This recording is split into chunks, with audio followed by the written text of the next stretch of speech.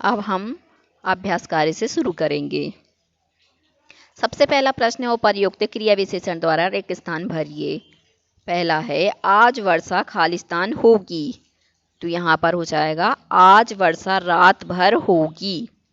वह खालिस्तान सैर को जाता है, तो प्रतिदिन सैर को जाता है। जरा खालिस्तान चलिए, तो यहाँ पे आ जाएगा जरा धीरे चलिए। बिल्ली कुत्ते को देखकर बाहर भाग गई। नैना ने खालिस्तान चीखा, तो कैसे? जोर से। महिमा ने खालिस्तान जलेबियां खाईं, तो यहाँ पे आ जाएगा आपका खूब। तो ये सभी शब्द क्या हो गए? क्रिया विशेषण। अब आते हैं सही विकल्प के सामने सही का निशान लगाइए। चुटकुला सुनकर प्रिया कुछ मुस्कुराई। कुछ खालिस्तान क्रिया विशेषण है, तो यहाँ पर कुछ रीति अर्थात ढंग को बता रहा है, इस कारण से ये क्या हो जाएगा? रीतिवाचक क्रिया विशेषण। अगला है छात्र ने अध्यापक से विनयपूर्वक क्षमा मांगी। विनयपूर्वक खालिस्तान क्रिया विशेषण है, तो यहाँ पे भी तरीका को बता रहा, ढंग को बता रहा, रीति को बता रहा, इसलिए आ जाएगा रीति पूर्वक। यह बच्चा बहुत रोता है, इस वाक्य में क्रिया विशेषण है, तो यहाँ पर बहुत शब्द आपका क्रिया विशेषण है। बकरी नदी के किनारे घास चर रही थी, इस वाक्य में खालिस्तान क्रिया विशेषण है। अब यहाँ पर के किनारे, तो अब किसको बता रहा? स्थान को, इसलिए आ जाएगा नदी के किनारे क्या हो गया? स्थान हो गया, इसलिए आ जाएगा स्थानवाचक क्रिया विशेषण। मीरा भोजन जल्दी बना लेती है, इस वाक्य में क्रिया विशेषण है, तो यहाँ पे जल्दी आ जाएगा। क्या आ जाएगा? जल्दी। निम्नलिखित प्रश्नों के उत्तर लिखिए। अब हमें क्या करना है? यहाँ पर प्रश्न दिए गए हैं, उनको बताना है। सबसे पहला प्रश्न है अविकारी शब्दों से क्या अभिप्राय है? सा उदाहरण स्पष्ट कीजिए। तो अब सबसे पहले हम अविकारी शब्द की परिभाषा लेंगे, फिर उसको उदाहरण के साथ प्रस्तुत करेंगे।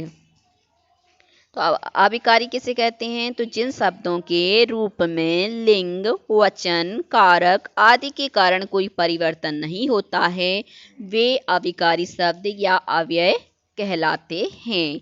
उदाहरण के लिए जैसे, वैसे, यहाँ, वहाँ आदि शब्द हम ले सकते हैं।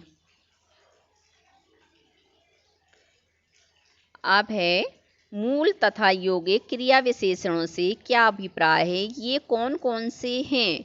तो मूल मैंने बताया था, जो क्या ज्यों के त्यों यूज किए जाते हैं, मूल कहलाते हैं। और यौगिक मतलब जो दो चीज़ों से मिलके बनते हैं, जैसे मान लो प्रत्यय से मिलके जो बनते हैं, वो क्या कहलाएंगे? आपके यौगिक। और ये कौन कौन से होते हैं? तो ये आप अभी देखेंगे कि कौन कौन से मूल होते हैं और कौन कौन से यौगिक होते हैं। जैसे मूल में हम ले सकते हैं यहाँ, यहाँ, यह क्या हो गया? मूल हो गया। और इसी को हम जैसे अच्छा, अच्छा भी क्या है? मूल ही है। बहुत क्या है? मूल है। तेज क्या है? मूल। तो ये सभी क्या हो जाएंगे? मूल। अब हमें बताना है यौगिक। तो यौगिक में जैसे अच्छा से अच्छाई बना, बुरा से बुराई बना, तो ये सभी क्या हो जाएंगे? प्रत्येक बना, ये सभी किस में आ जाएंगे? आपके यौगिक में। अब आते हैं अगले पर। अर्थ के आधार पर संबंध बोधक अव्यय को सा उदाहरण समझाइए। तो अब हमें क्या करना है? अर्थ के आधार पर जो अव्यय है, उसमें भी जो संबंध बोधक अव्यय है, उसको क्या करना है? सा उदाहरण समझाना है। तो सबसे पहले हम जो संबंध बोधक अव्यय है उसकी परिभाषा को समझेंगे।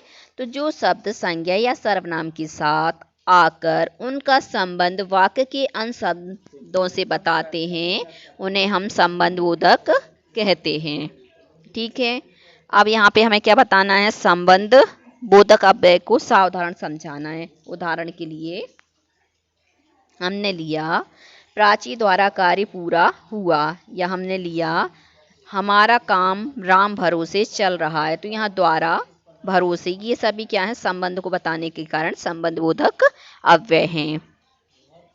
अब है समानाधिकरण समुच्चय बोधक अव्यय को उदाहरण सहित साभेद स्पष्ट कीजिए। अब ये जो समानाधिकरण है इसकी पहले हम डेफिनेशन देखेंगे, फिर इसको उदाहरण के साथ भेद सहित जानेंगे। सबसे पहले हम देखते समानाधिकरण समुच्चय बोधक की परिभाषा।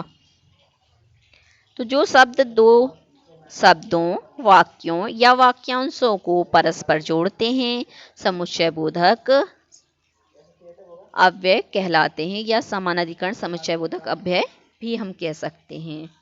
और इसी की दूसरी परिभाषा को ऐसे भी देख सकते हैं कि जो समुच्चय बोधक समान स्थिति वाले शब्दों, वाक्यांशों या उपवाक्यों को समानता के आधार पर जोड़ते हैं उन्हें समानाधिकरण समुच्चय बोधक कहते हैं। अब इसके भेद 4 हैं। कौन कौन से हैं? संयोजक, उपभाजक, विकल्प सूचक, परिमाण सूचक। ठीक है, अब इसके उदाहरणों देख लीजिए। जैसे संयोजक में और, या, ये लिया हमने। उपभाजक में परंतु, विकल्प में या, अन्यथा, और परिमाण सूचक में इसलिए, ताकि। ये शब्द आ जाएंगे आपके। अब है विस्मयादि बोधक किसे कहते हैं? साउदाहरण समझाइए। तो विस्मयादि नाम से स्पष्ट हो रहा है, जहाँ पर विस्मय हो, आश्चर्य हो, वहाँ पर क्या होता है? विस्मयादि बोधक होता है। परिभाषा से देखिए, जो शब्द हर्ष, शोक, घृणा आदि के भावों को प्रकट करें उन्हें विस्मयादि बोधक अव्यय कहते हैं। उदाहरण के लिए देखिए, अरे, हे, भो, अजी, बाप रे बाप, आह, वाह, वाह वाह, साबास, छी, हट, धत, धिक, हाय, आह, अच्छा, हाँ आदि इसी के अंतर्गत आएंगे। अब है निम्नलिखित वाक्यों में से क्रिया विशेषण छांटकर उनके भेद लिखिए। अब हमें क्या करना? क्रिया विशेषण को छांटना है और उसके भेद को बताना है। तुम आगे चलो, मैं पीछे आता हूँ। तो आगे और पीछे ये क्या हो गया? क्रिया विशेषण। अब कौन से क्रिया विशेषण हैं ये हमें बताना है। तो इसमें लिखा है तुम आगे चलो, मैं पीछे आता हूँ।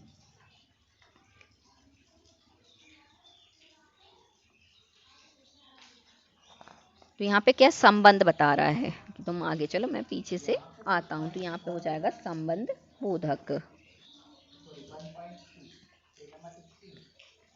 अब आगे चलते हैं। अगला है उतना खाओ जितना आवश्यक हो। अब यहाँ पे कहा है कि उतना ही खाना चाहिए जितना कि हमें आवश्यक हो। तो यहाँ पे भी संबंध बोधक हो जाएगा, क्योंकि संबंध को बता रहा है कि हमें उतना ही खाना चाहिए जितनी की हमें आवश्यकता हो। यहाँ बहुत अंधेरा है। तो यहाँ पर बहुत शब्द क्या आ जाएगा? आपका क्रिया विशेषण। और पहले वाले में उतना और जितना आ जाएगा। तो बहुत शब्द आपका आ जाएगा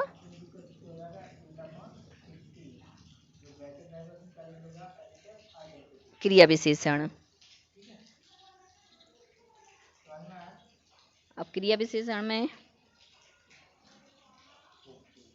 यहाँ स्थान को बता रहा है, इसलिए स्थान वाचक क्रिया विशेषण आ जाएगा। अब है कम बोलो ज़्यादा सुनो। तो यहाँ पे क्या संबंध को बता रहा कि कम बोलो ज़्यादा सुनो। तो कम और ज़्यादा ये आपके क्या है? क्रिया विशेषण हैं।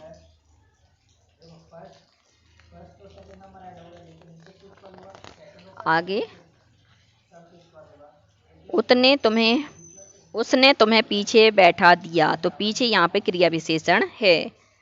तो अब कहाँ बैठा दिया? जब हम प्रश्न करते हैं कहाँ बिठाया, तो कहाँ का जब हम प्रश्न करते हैं तो हमारा कौन सा वाला क्रिया विशेषण आता है? स्थान। कौन सा आता? स्थानवाचक। अब आते हैं अगले पर, उचित संबंध बोधक चुनकर एक स्थान भरिए। अब हमें यहाँ पे क्या है? जो संबंध बोधक शब्द हैं उनको चुन करके एक स्थान की पूर्ति करना है। नेताजी खालिस्तान कौन बोल सकता है? तो यहाँ पे आ जाएगा नेताजी के सामने कौन बोल सकता है, क्योंकि नेताजी बड़े होते हैं। कानून खालिस्तान कुछ मत करना। तो कानून के खिलाफ कुछ मत करना, क्योंकि हमें क्या कानून के दायरे में रहना चाहिए। एकलव्य वन खालिस्तान चल पड़ा।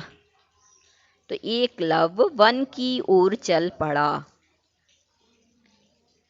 चोरों खालिस्तान पंकज बाहर निकल गया। तो चोरों की तरह पंकज बाहर निकल गया। अब है बाहर जाओ लड़कों खालिस्तान खेलो। तो यहाँ पे आ जाएगा बाहर जाओ लड़कों के साथ खेलो। अब आते हैं अगले प्रश्न पर। निम्नलिखित वाक्यों में संबंधबोधक या क्रिया विशेषण पहचान कर लिखिए। दर्द के मारे रोगी का बुरा हाल था। तो यहाँ पर दर्द के मारे रोगी का कैसा हाल था? बुरा था। तो ये बुरा क्या हो जाएगा आपका? क्रिया विशेषण हो जाएगा। और यहाँ पे क्या संबंध को बताने के कारण संबंधबोधक हो जाएगा,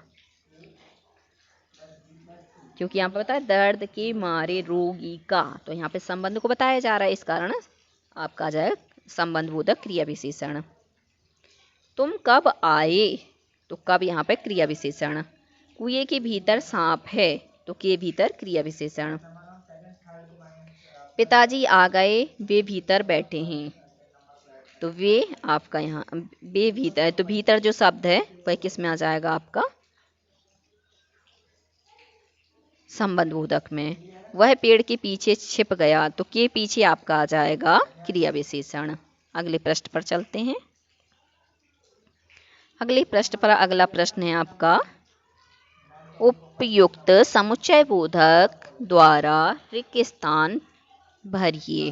तो हिरण दौड़ नहीं सका, वह घायल था। तो हम लिखेंगे हिरण दौड़ नहीं सका क्योंकि वह घायल था।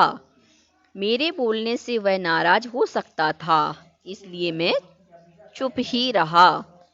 खालिस्तान उसने बहुत परिश्रम किया, खालिस्तान सफल ना हो सका।